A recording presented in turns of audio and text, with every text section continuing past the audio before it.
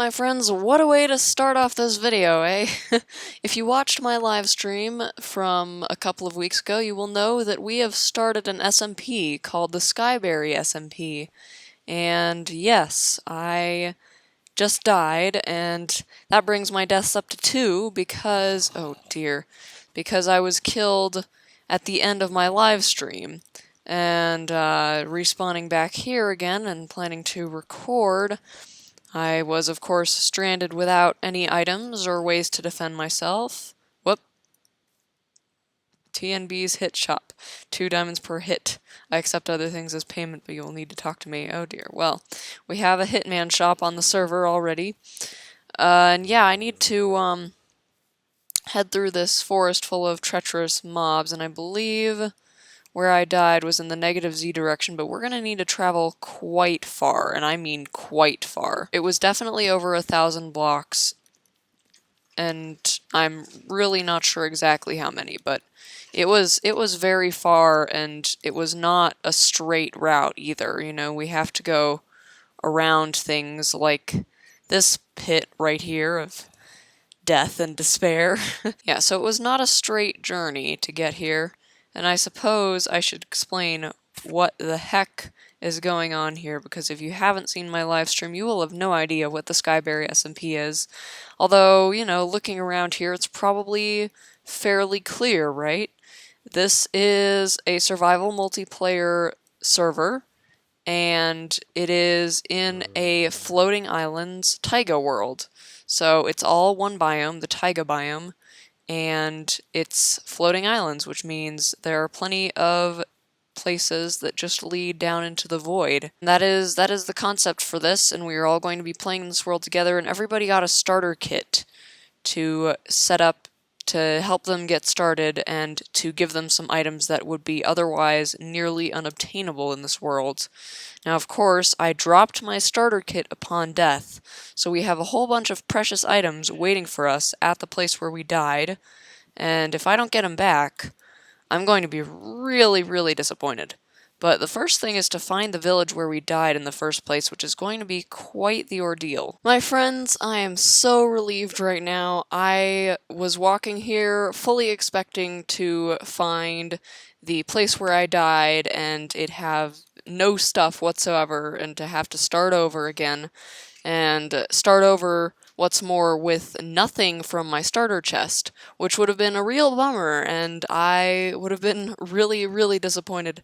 But thankfully, my stuff was all here. The village is here. It is exactly as I remembered it. I was able to find it without too much trouble at all, and I rushed over here immediately, kind of terrified and really worried because I couldn't eat, and there are bad things over there. Okay, let's stay away from over there for now.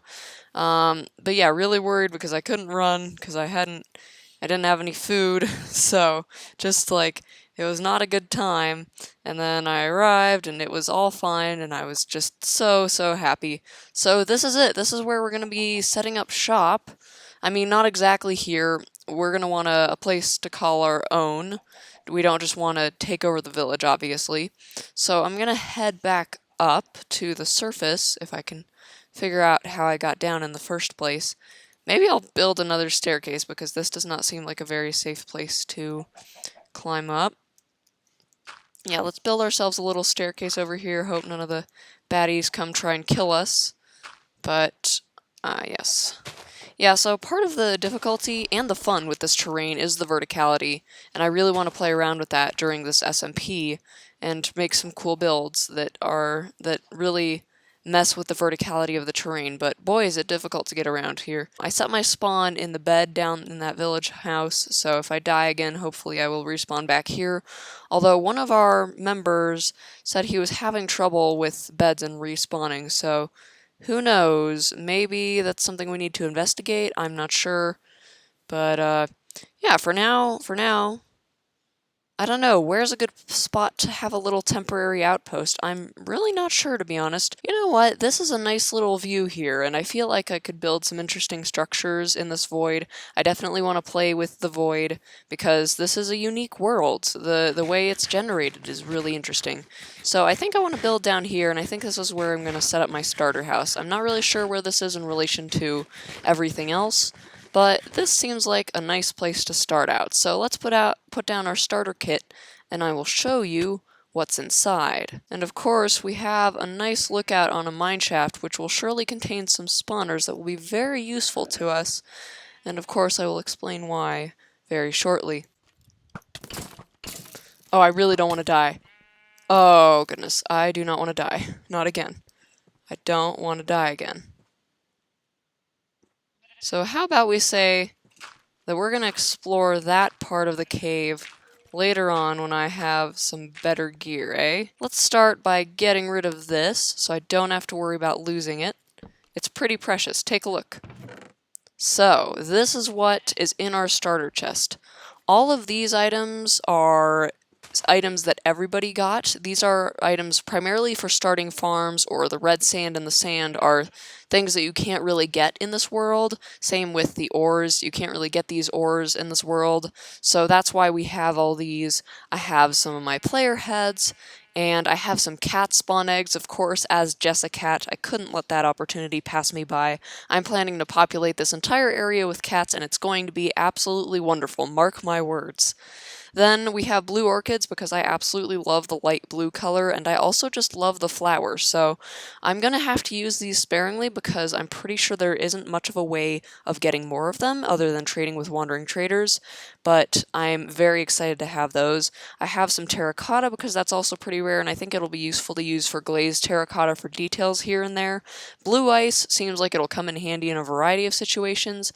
Bone blocks are useful for bone meal, and potatoes are just to trade with villagers, although I also found some potatoes up in the chest, so who knows how actually useful that'll be. But these are the items I chose to complete my starter kit with, and everybody on the server got to customize their own starter kit by filling these spots with just about anything they wanted. There were a few items we restricted, but mostly pretty much anything was allowed. I reckon we should set up a bit of a sweet berry farm just to get us started. I don't think it'll really be useful for much, obviously, as it's not a great food source, but, you know, for now we can plant down a sweet berry bush and let that grow slowly over time. We also might as well plant this spruce sapling, and we should really get some other farms here as well. So I've been doing some caving and some mining for resources, and, well, I died at one point. I got killed by mobs in the caves, and then I discovered that spawn pointing in beds does not work, as the Nobro discovered during our live stream. That is still an issue that we were facing, so now we have the home command and the set home command, and so that is what I'm going to be using to get back to this place if I do ever die, because I automatically respawn at spawn, which is not the most convenient thing. But yeah, right now what's going on is we're going to be all heading to spawn, and we are going to be building together. That is the plan, at any rate. Alright, so we're going to use the /home command to get to spawn, because it is, after all, 1,000 blocks away, so not the easiest thing. And we are back at spawn. And things look a little different than last time. There's this signpost here. Rules of the spawn/shop area. Do not take items without paying. Do not grief. That's a general server-wide rule. Don't take the payment if it's not your shop. Be nice and have fun. We've got shroom lights popping up, interestingly enough. I haven't actually been into the nether at all. I really should, though. I'm planning to do it at some point. Just haven't gotten around to it yet. Mr. Dark Magic has set up a bakery over here, which is a really cool idea if you ask me, and he's already got honey blocks, which is very cool. Very, very cool. And there's Disco. Hello, Disco. I really don't have much to build with at this point in time. I've just gotten set up, really. I've got a decent amount of spruce logs, though. We can always strip them if we want to. I'll bring along my skulls, and we'll see if we can scrounge up any other materials to use, but it might just be a wooden build, which would be fine, honestly. That sounds okay. And we are back at spawn. That /home command is very useful, but I'm going to try to use it sparingly. I just need to get into the nether at some point and get myself enough lava for a nether portal. Alright, so we're expanding the island, and I want to build something around the end portal, but this was built in creative, and I want it to be more of a survival build. So let's see what we can come up with. If you fall through that, that just goes into the void. I feel like that's a safety hazard. Maybe we should do something about that. I think I'm just gonna build like a circle around the portal to get started. And now we can just build out with some slabs, make sure that this is secure so that nobody accidentally falls down. Oh, I don't think I've actually explained this area yet. So this is our end portal area. Strongholds don't generate naturally in this world because it's a floating islands world. So, instead of that, we have an end portal at spawn, and this end portal is being slowly filled in every time a new build pops up in this spawn area. So, every time someone builds something, there will be a frame added, and that way the community is slowly, earning the portal, which I think is a fun idea and kind of encourages the community to build around here, and it's a way of earning your way to the end without actually, going to find the stronghold, because obviously we can't do that. And I think it's a fun little substitute, personally.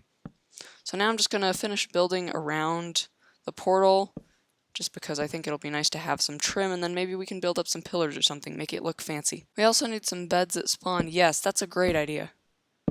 Beds at spawn are a fantastic idea. Now, I don't really have any wool, or I think I have like a tiny bit, but probably not enough to craft that many beds. But like a bedroom at spawn would be nice. I want to build around the portal. I'm not sure how this will look. I'm really just trying to make a quick and dirty sort of shelter here. There we go. It's kind of a wonky little shelter, but I kind of like the aesthetic of it. It's, it's built with what we had, and I think it's okay. There we go. It's finished. We have a little structure outside the portal now. Ooh, that bit there looks kind of awkward. What if we add some stairs? I think stairs would help. And I think I'll slab off the top area just so mobs can't spawn up here. Yeah, this looks okay now, I think. How does it look from the side? Yeah, I think it looks fine. I think it looks decent. It's just like a nice little arch over the end portal. I'm happy with this. Alright, and that's the roof finished. Technically, mobs can still spawn on these little bits that jut out, but hopefully that won't happen. And now I'm going to destroy all these slabs and call the project finished. So we have a little additional structure around the end portal now. And there are people arguing in chat over whether or not bats are cute.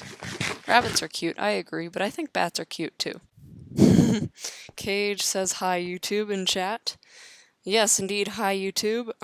In case I haven't mentioned it before, Cage has decided to settle down with me in this area. He's actually working on renovating the village up top. He's trying to keep it safe from mobs, and trying to light it up and build a protective fence around it, which sounds like a great idea to me. I'm just going to put these saplings in his chest for him. We are growing oak trees and getting a whole bunch of saplings back. Sadly, we have no bees' nests yet. Oh, and he's also working on a farm for some food, as he has just helpfully said in chat.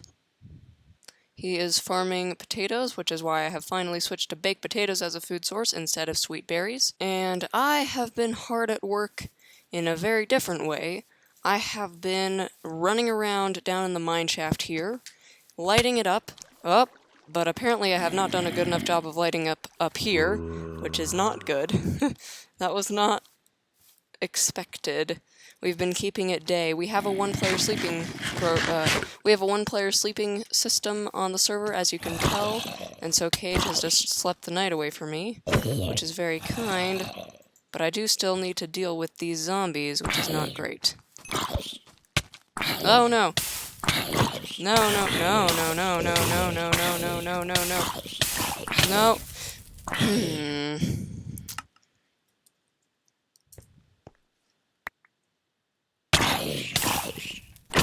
Nope. Is it gonna happen again? Oh, thank goodness.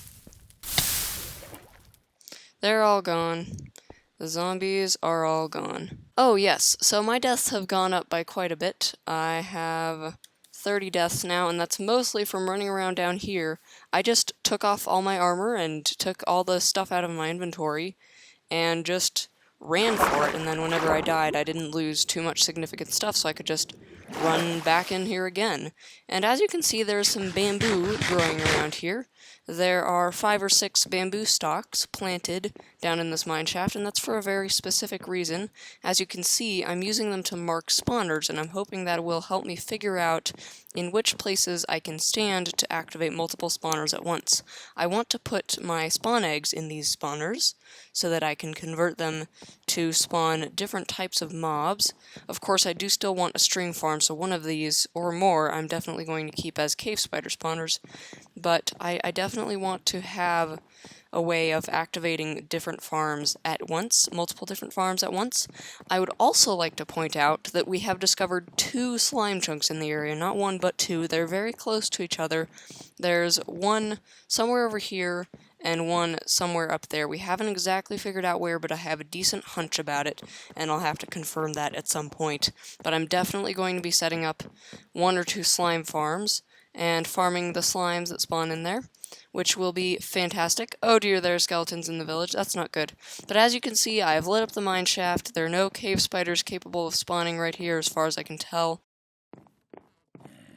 Oh, and there must be another slime chunk over there. Wow, okay. A triple slime farm may be in order, but as you can tell, this area definitely still has a mob problem. I have not gotten around to lighting it up yet, so getting over there and working on that might be a lower priority since we already have 2 slime chunks to deal with. I have also, as you can see, built us a portal over there, and there's another spawner that I haven't bothered to go get because it's not very close to the rest of these.